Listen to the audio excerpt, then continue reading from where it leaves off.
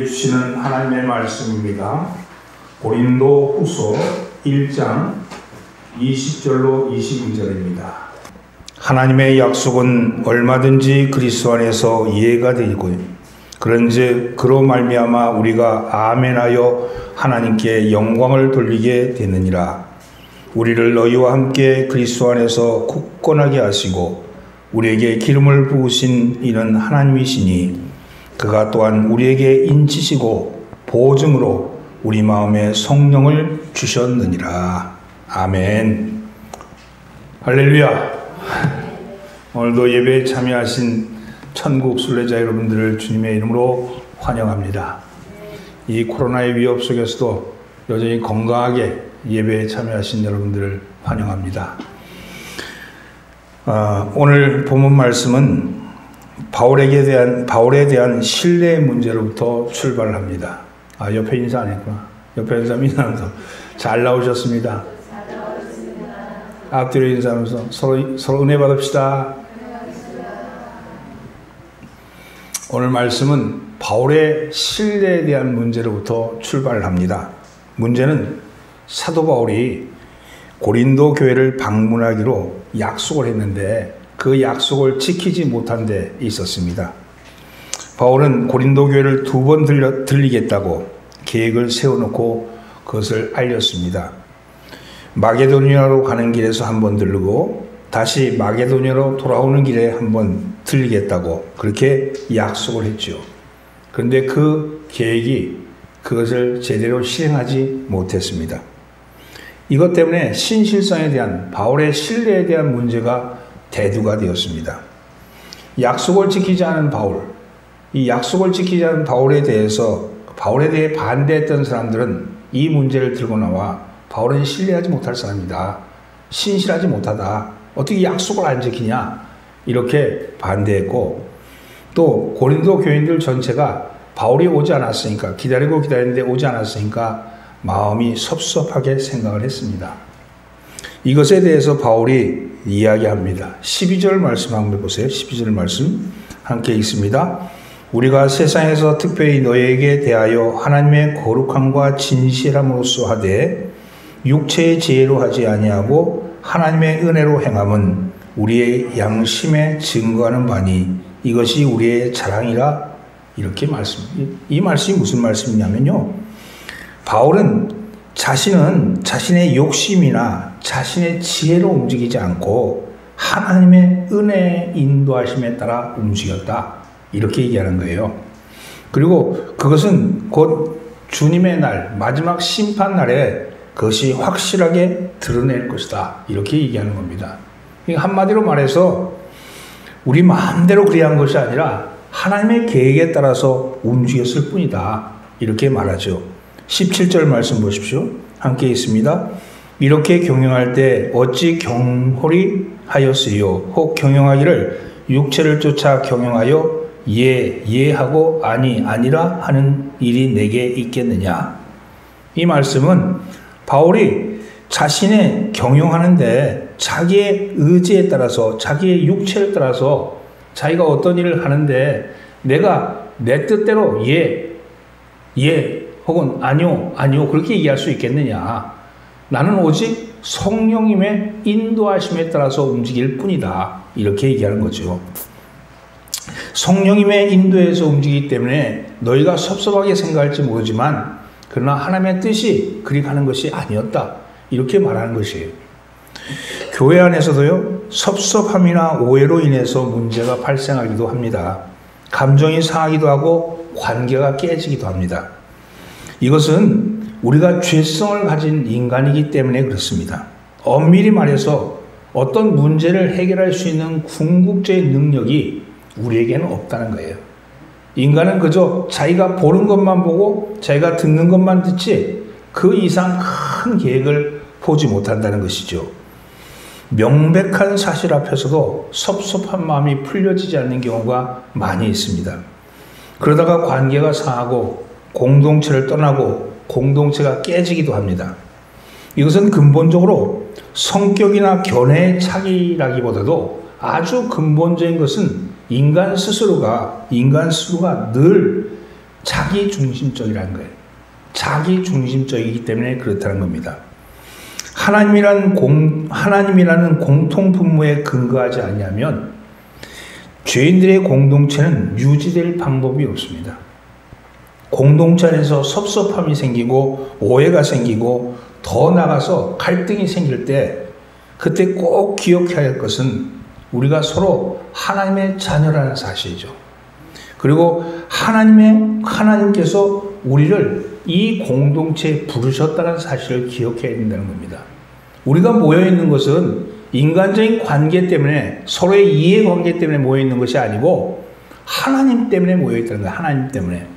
그래서 문제가 생기고 갈등이 생기고 오해가 생기고 이럴 때는 하나님을 생각하는 거예요. 하나님.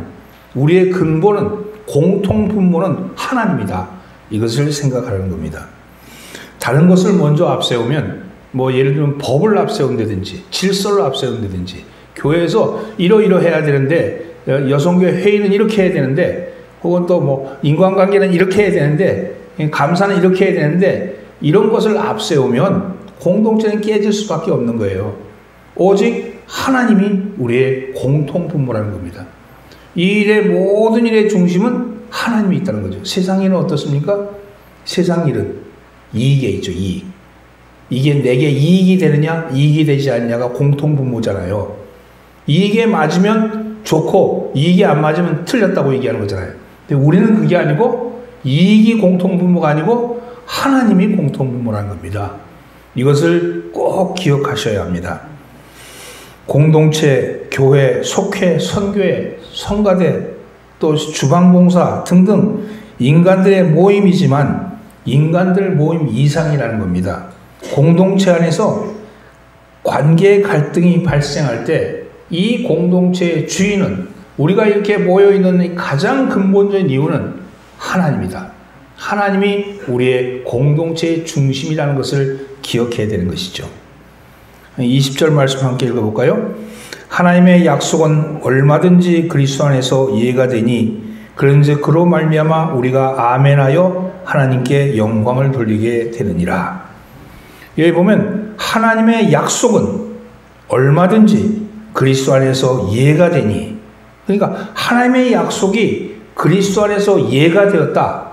이 말씀 무슨 말씀입니까? 하나님의 약속이 예수 그리스도를 통해서 성취되었다는 거예요. 하나님의 약속은 예수님 안에서 다 이루어졌다. 이 말씀입니다. 그러므로 우리는 그 약속의 성취, 예수 그리스도 안에서 하나님의 약속이 다 성취되었다는 사실에 대해서 아멘, 아멘, 아멘 하라는 것입니다. 그래서 아멘 함으로 하나님께 영광을 돌려야 된다. 이렇게 얘기하죠. 이 아멘이란 말은요, 구약에서는 26번째, 6번, 신약에서는 51번 나오는데 총 77번 정도 사용되고 있습니다. 이 아멘이란 말은 원래 히브리어의 아만에서 나온 거예요. 아만. 그 뜻은요, 진실로, 정말로 이런 뜻입니다. 그래서 기도문이나 찬양의 마지막에 많이 사용되는데 보편적으로 아멘 이렇게 되면 그것이 이루어지옵소서. 그렇게 되기를 원합니다. 진실로 그렇습니다. 동의하는 것이죠. 그리고 선포되는 하나님의 말씀에 화답하는 용어로도 사용되기로 합니다. 그런데 아멘은요, 기독교에만 있지 다른 종교에는 없어요. 불교에서 부처님이 말씀하셨습니다. 그럼 아멘 그런 사람 있어요? 그런 사람 없잖아요. 오직 아멘은 교회에서만 쓰는 용어입니다. 실제로 아멘을 많이 하는 교회일수록 부흥하는 교회입니다. 아멘을 많이 하는 교회일수록 부흥하는 교회예요. 은혜가 넘치는 교회죠. 아멘이 안 나오면 은혜가 안 넘친다. 우리 여러분, 아멘을 많이 하는 교회일수록 은혜가 넘치는 교회입니다. 아멘. 그래요. 이렇게 화답을 해줘야 되는데 여러분 그렇습니다. 아멘에 인색한 교회나 성도는 영성의 침체가 이루어지는 걸 볼 수 있어요. 내가 아멘하고 내 마음속에 깊숙한 곳에서 아멘, 아멘 이렇게 내 마음속에 화답을 할 때 말씀이 내게 들어와서 내게 들어 스며드는 것이겠죠.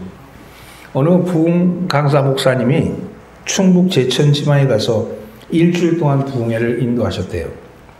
근데 한 자매가 맨 앞자리에 앉아서 설교를 듣는데, 그런데 얼마나 열심히 아멘, 아멘 이러는지 몰라요. 근데 너무 하도 그렇게 열심히 아멘, 아멘 하는 바람에 목사님 첫 시간부터 자꾸 방해가 되는 거예요.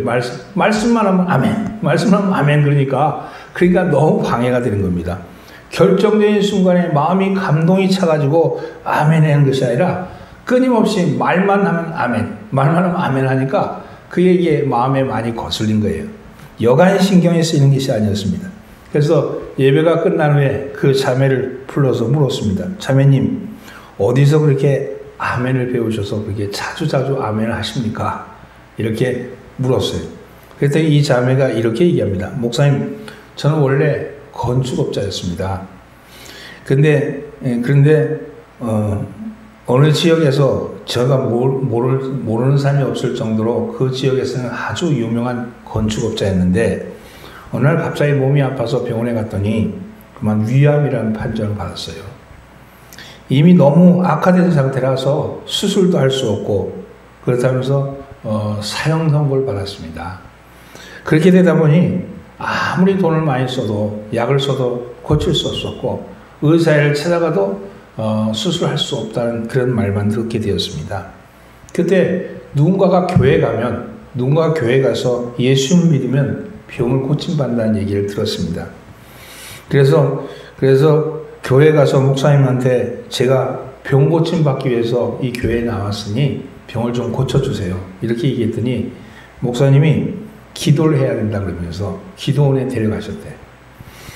기도원에 가니까 기도원 원장이 붙잡고는 병을 고치는 법을 가르쳐달라고, 병을 고치는 기도하는 법을 좀 가르쳐달라고 그렇게 말씀을 드렸더니 원장님이 하시는 말씀이 무조건 아멘만 하면 된다고, 무조건 아멘만 하면 된다고 그렇게 얘기해서 식사 시간에도 아멘, 잘 때도 아멘, 그저 일주일 내내 아멘만 했대요. 일주일 내내 아멘만 했는데 일주일이 지나고 나니까 정말 너무도 놀랍게도 몸이 가벼워지고 그렇게 아프던 위가 쑤시던 아프던 게 사라지기 시작했대요.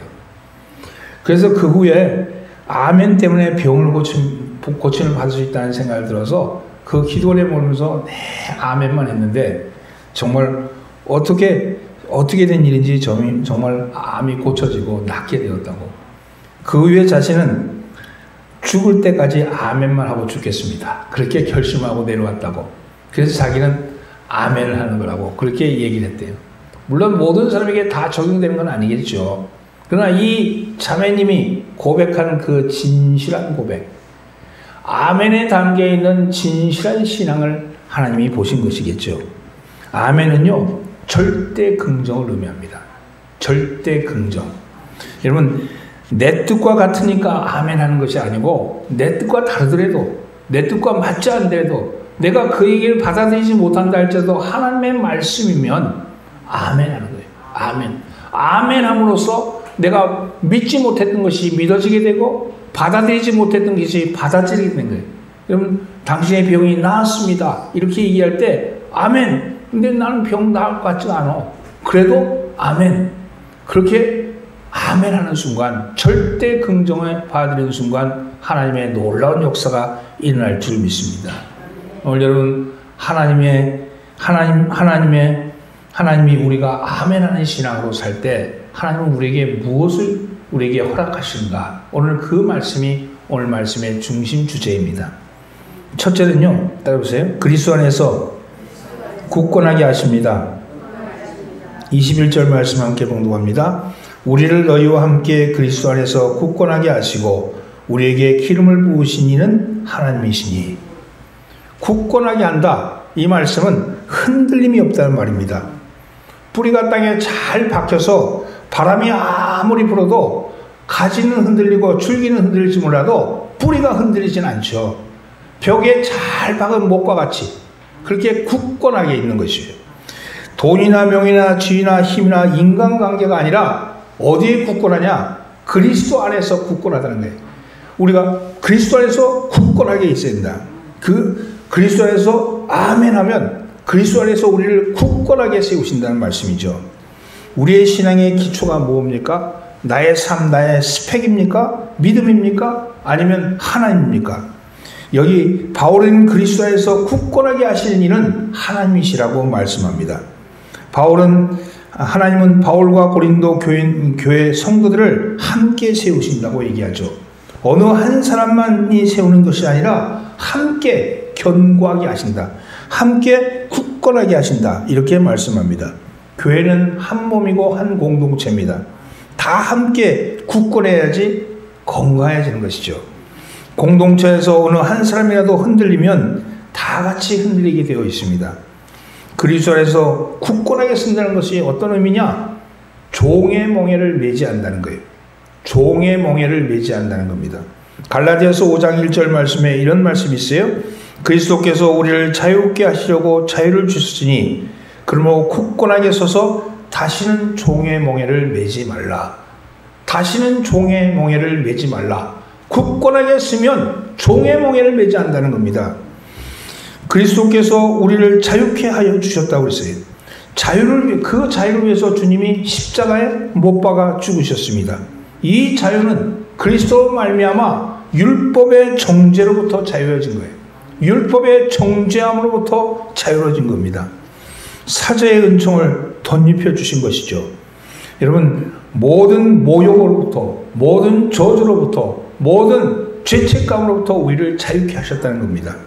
그리스도 알기 전에는 우리는 죄에게 종노릇했습니다. 그러나 그리스도 안에서는 죄의 세력으로부터 자유케 되었습니다. 그리스도 안에서 우리를 사로잡고 있는 죄의 세력들이 썩은 새끼줄이 끊어지듯이 끊어지고 진리를 순종함으로 우리는 참 자유를 얻게 되었다는 겁니다. 남을 용서하지 못하는 사람은요, 용서하지 못하는 그 사람의 종이 됩니다. 무슨 얘기인가 하니 그 사람의 일거수일투족에 대해서 민감한 거예요. 내가 저 사람을 용서하지 못하면요, 그 용서하지 못하는 사람이 하는 일에 대해서 내가 늘 마음이 쓰이는 거예요. 늘 마음이 쓰이는 거예요. 그러면요, 내가 그 사람의 종노릇하는 거예요. 그 사람이 마음에 쓰이니까 용서하지 못함 때문에 죄의 종노릇하고 있는 것이죠. 여러분, 그리스도 안에서 자유함을 얻은 사람은 근본적으로 용서함으로써 죄에 얽매이지 않는다는 거예요. 내가 마음에 쓰이는 거예요, 저 사람. 용서가 안 되니까. 그죠? 용서하고 나면 저 사람이 무엇을 하든지 상관없어, 나와. 여러분, 용서하시기 바랍니다. 남을 용서하지 못하는 사람은 용서하지 못하는 사람의 종노릇한다는 거예요. 굳건한 사람은 비록 연약해서 넘어지고 범죄를 할 수 있지만 자신의 허물과 죄에 얽매여서 절망하거나 드러움지 않습니다. 그리스도 안에서 진실하게 고백하여서 치유함을 받는 거죠. 더욱더 은혜 안에 거하게 된다는 겁니다. 여러분, 자기의 죄 때문에 죄의 종로로 하지 않는다는 거예요. 내가 옛날에 지은 죄가 있는데, 내가 옛날에 허물이 있는데, 그것이 또 용서가 안 되는 거예요. 그런데 보십시오. 그리스도에는요, 구원받은 사람들이죠. 구원받은 사람은요, 예수님께서 이미 대죄를 용서하셨다고 그랬어요. 그분이 기억하지 않는다 그러는데 나만 기억하고 있으면 되겠어요? 그분이 용서했다는데 그분이 더 이상 너에 대해서 그거에 대해서 다시는 생각지 아니하게 하시겠다. 다시는 기억하지 않겠다. 그렇게 얘기하는데 그것을 자꾸 붙들고 앉아갖고 있는 사람은 여러분 합당치 않죠. 뒤를 돌아보는 자는 하나님께 합당하지 않은 사람이죠. 여러분 뒤를 돌아보지 마시고 주님과 함께 가시기 바랍니다. 어저께까지 잘못한 거 할 수 없는 거 아니겠어요? 그거 어떡하겠어? 엎질린 물인데. 그러면 얼른 쓰다듬고 포담고 다시 가야지. 다시 세워야지. 주님은 앞으로 가시는데 나는 자꾸 뒤만 돌아보고 있는 것 아닙니까? 롯의 아내처럼 손기둥이 되고 말아요. 오늘 여러분 앞을 향해 나가는 여러분 되기를 바랍니다. 율법의 행위로 구원을 얻을 수 있는 인간은 하나도 없습니다. 그러므로 다시는 종의 몽해를 매지 말아야 합니다. 굳건한 사람은 종의 몽해를 매는 것이 아니라 그리스도 안에서 자유로운 사람입니다. 사랑하는 성도 여러분, 용서하십시오. 사랑하는 성도 여러분, 죄와 허물에 매이지 마십시오. 사랑하는 성도 여러분, 주님이 우리의 죄와 허물을 기억하지 않는다 그러셨습니다. 여러분, 죄와 허물을 잊으시고 저주를 잊으시고 그리스도 안에서 굳건하게 서시기를 예수님으로 축원합니다. 옆에 인사해 잘 박힌 못이 되기 바랍니다. 두 번째는요, 따라보세요. 우리에게 사명을 주십니다. 2절 뒤쪽 말씀에 보면 우리에게 기름 부으신 이는 하나님이시니 이렇게 말씀합니다. 하나님은 우리에게 기름을 부으셨다. 하나님이 우리에게 기름을 부으셨다. 이렇게 말씀하죠. 이건 어떤 의미가 있습니까? 사명을 준다는 거예요. 사명. 어느 날 하나님이 사무엘을 부르셨어요. 사무엘을 부르셔서 뿔에 기름을 가득 채워가지고 이새의 집에 가라 그랬습니다. 이새의 아들 중에 하나를 택하여서 기름을 부으라고 그렇게 말씀하셨어요. 베들레헴 이새의 집으로 간 사무엘은 이새의 아들들을 살폈습니다.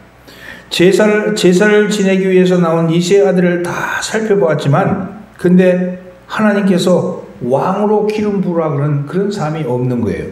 그래서 이새에게 묻습니다. 네 아들들이 다 여기 있느냐?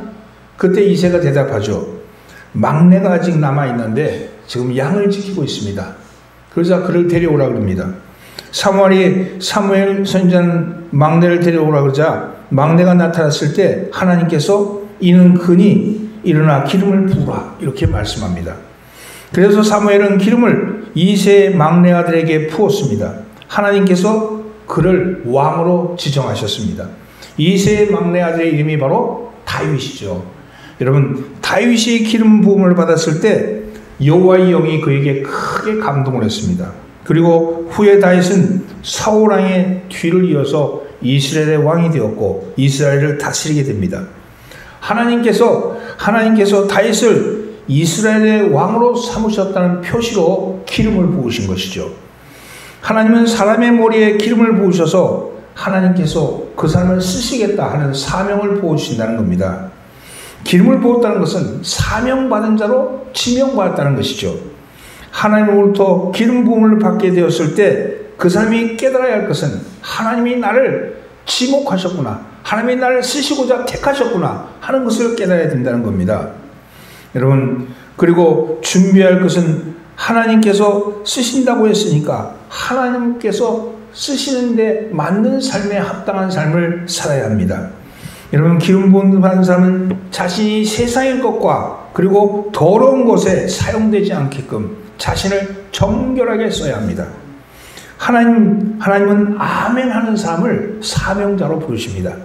하나님께서 기름 부은 자들에게 주시는 것은 그들에게 사명을 감당할 수 있는 능력을 부어주신다는 사실입니다. 하나님께서 다윗에게 왕으로 기름을 부르시고 그 후에 다윗의 삶을 보면 하나님이 끊임없이 그에게 능력을 공급하는 것을 볼 수 있죠. 사랑하는 성도들, 오늘 우리는 어떤 사람입니까? 우리도 다윗같이 부름받은 사람입니다. 여러분, 그리고 다윗에게 능력을 주셨듯이 하나님은 부름받은 우리에게 능력을 부으실 줄 믿습니다. 오늘 본문에도 보면 기름을 부으신 하나님이 우리에게 기름을 부으신 하나님이시니 우리에게 기름을 부으셨다고 했잖아요. 이건 신약 성경에 있어서의 모든 성도는 왕같은 제사장이라고 그랬잖아요. 여러분, 왕으로서 제사장으로서 기름 부음 받은 존재가 바로 우리들이라는 겁니다. 우리들에게는 사명이 있습니다. 사랑하는 성도들은 여러분들에게 주신 사명을 기억하시길 바랍니다. 오늘 여기로 부르신 여러분들 한 사람도 그냥 부른 것이 아니고 다윗을 지목하여 부르셨듯이 여러분도 지목하여 불렀고 다윗에게 기름을 부으셨듯이 우리에게도 기름을 부으셨습니다. 그리고 우리에게 사명을 주신 거예요. 여러분, 세상을 구원할 원대한 거창한 사명이 아니라 오늘 내가 선 자리에서, 내가 있는 자리에서 주님이 주신 사명이 있다는 겁니다. 그게 뭡니까? 살리는 거죠. 살리는 거죠. 다른 사람을 살리는 겁니다. 다른 사람에게 희망을 주는 겁니다. 다른 사람의 꿈을 주는 겁니다. 여러분, 세상의 모든 사람이 절망하고 다들 칙칙하게 되어 있고 다들 우울하고 다들 어떻게 살아야 될지 몰라서 안절부절할 때 우리는 길이 있고 우리는 사명이 있지 않습니까? 살리는 사명입니다. 다른 사람에게 힘을 주고 다른 사람에게 격려하고 다른 사람들을 가야 할 방향들을 보여주는 거 있지 않습니까?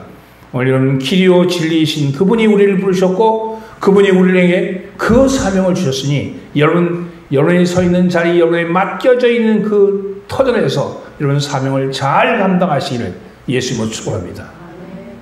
따라서 사명을 감당하겠습니다. 세 번째는요, 따라서 성령이 보증하는 삶을 삽니다. 22절 말씀을 함께 봉독합니다. 그가 또한 우리에게 인치시고 보증으로 우리 마음에 성령을 주셨느니라. 여기서 우리는 하나님께서 우리에게 우리 마음에 주신 성령을 두 가지로 살펴볼 수 있습니다. 첫째는요, 성령을 주심은 우리의 구원을 보증하시기 위해서죠. 우리가 구원받은 사실을 보증하기 위해서 성령을 주신 거예요. 보증이라는 것은 거래 관계에서 약속이 이루어질 때까지 확약하는 표시입니다. 하나님께서 우리에게 약속하시고 하나님께서 그 약속하신 것을 보증해 주는 것으로 성령님을 주셨다는 거예요. 하나님은 자신이 구원을 약속하시고 자신이 보증을 쓴 겁니다. 민수기 23장 19절 말씀에 하나님은 사람이 아니시니 거짓말을 하지 아니시고 인생이 아니시니 후회가 없으시도다. 어찌 그 말씀하신 바를 행하지 아니하시며 하신 말씀을 실행하지 않으시랴. 사랑하는 성도는 하나님께서는 하신 말씀, 약속에 대해서 거짓말을 하지 아니하시고 더더구나 전지전능하시기 때문에 약속하신 것이 완전히 이루어질 때까지 그 과정에 어떤 일이 이루어지는 것을 다 아시고 약속하신 것에 대해서 후회하지 않으신다. 이렇게 말씀합니다. 우리가 연약하고 실수를 할 것도 아시고 모든 것을 아시고 구원을 약속하신 겁니다. 우리가 이리 넘어지고 저리 넘어지고 이렇게 실패하고 저리 실패할 것도 다 아시고 그럼에도 불구하고 구원을 보증하신 거예요. 여러분, 저 사람이 사업하다 실패할 것 알면 어떻게 보증 쓰겠습니까? 저 사람이 사기꾼이어서 도망갈 거 알면 어떻게 보증을 쓰겠어요? 그런데 하나님은 우리의 보증이 있으셨다는 거예요. 왜? 우리가 하는 실패조차도 아시는데 그것조차도 하나님이 이루셔서 협력하여 선을 이루셔서 승리하게 하신다는 확증이 있기 때문에 그렇다는 겁니다. 오늘 여러분, 우리가 실패할지라도 하나님께서는 약속하신 구원을 이루시겠다고 보증하신 겁니다. 하나님은 자신의 성품에 의해서 우리를 구원해 주시려고 성령님으로 보증을 쓰셨습니다. 그러므로 성령을 받은 자는 성령 때문이라도 보증 쓰신 그분 때문이라도 우리는 구원을 잃을 수 없다는 사실입니다. 오늘 여러분, 여기 있는 여러분들은 구원의 보증을 받은 사람이에요. 하나님이, 성령님이 여러분을 보증하셨대잖아요. 그렇다면 무엇이 두렵겠습니까? 두 번째는요, 성령을 주시면 우리의 구원을 인쳐주시기 위해서 그랬다는 거예요. 요사에는 기술이 워낙 발달해서 가짜가 많습니다. 그래서 귀한 진품마다 고유한 특유의 표시를 했는데요. 하나님께서는 여러분과 나를 구원하시려고 성령을 인치심으로, 인치신다는 건 도장을 찍는다는 거죠. 도장을 찍으심으로 우리가 받아서 이루어야 할 구원이 안전하다, 완전하다는 표시를 해주셨다는 겁니다. 사탄이 손을 대지 못하도록 임봉해 주셨다는 겁니다. 골로새서 3장 3절 말씀, 이는 너희가 죽었고 너희 생명이 그리스도와 함께 하나님 안에 감춰졌습니다. 너희는 죽었고 죄에 대해서 죽었고 사망에 대해서 죽었고 너희는 하나님에게 감춰졌다. 하나님은 생명이 하나님 앞에 감춰졌다는 거예요. 사망이 여러분들을 건드리지 못합니다. 여러분, 실패가, 두려움이, 여러분들의 부정적인 것이 여러분들을 건드리지 못하게끔 감춰졌다는 거예요. 그래서 여러분, 다른 이들이, 사단이, 마귀가 우리를 만지지 못한다는 겁니다. 요한일서 4장 4절 말씀, 자녀들아 너희는 하나님께 속하였고 또 그들을 이겼나니 이는 너희 안에 계신 이가 세상에 있는 자보다 크시니라. 하나님의 자녀로 표시해 주셨다는 거예요. 하나님이 다 이기셨다는 겁니다. 그 말씀을 하는 거죠.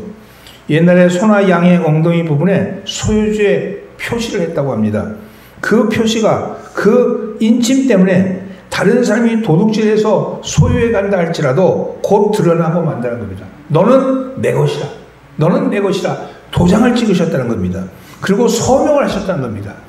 여러분, 성도 여러분, 성령은요, 성도의 DNA입니다. 성도의 DNA.